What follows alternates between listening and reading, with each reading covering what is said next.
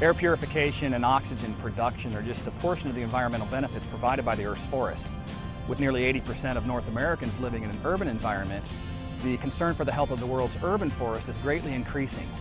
OSU Extension is working with city planners and foresters to create an urban forest that's more sustainable and efficient.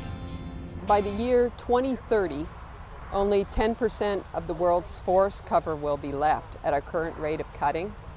So that means that the forest that you and I are seeing is mainly the urban forest.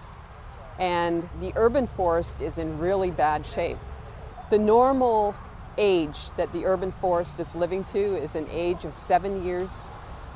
And trees don't really do all the great things that they're quoted for doing with the environment until they reach 30 years of age. We're losing the forest cover. Our trees of what is left are not absorbing carbon dioxide the way they should because they're not surviving to a certain level. The three things together are making it very important that we plant more in the urban forest and that we also get the urban forest to survive. And that's really what we're doing here with this project, is investigating ways to increase survival of trees in extremely stressful environments. And probably the most stressful environment is along a highway. There's different methodologies that are used. We're using a liner tree, and we're looking at the species, which species survive best in the landscape, as well as how they're produced, if that makes a difference, and also what their size is when they go in the ground. These in here are the plants that are being grown out for next year for the roadside plantings. We're growing them out this year, and these plants will be put out at another site next year. These plants will be screened for salt tolerance, so genetically speaking they should be more salt tolerant than the trees that have not been screened.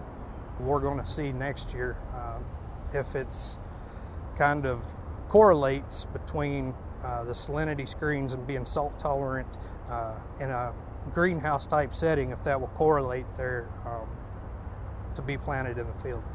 And we're also going to be looking at site preparation, and if that matters with their survival.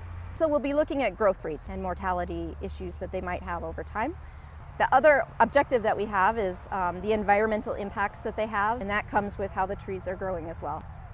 Our role working with the Extension Service and the Ohio State is that we want to learn from them. That's the big thing I want to do, is learn from them and hopefully come away with from this project, helping the urban forestry, come up with some good ways to plant trees and some of the things we need to increase survival.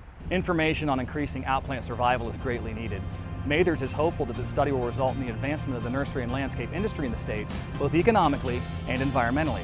For Comtech Digital Media, I'm John Rice.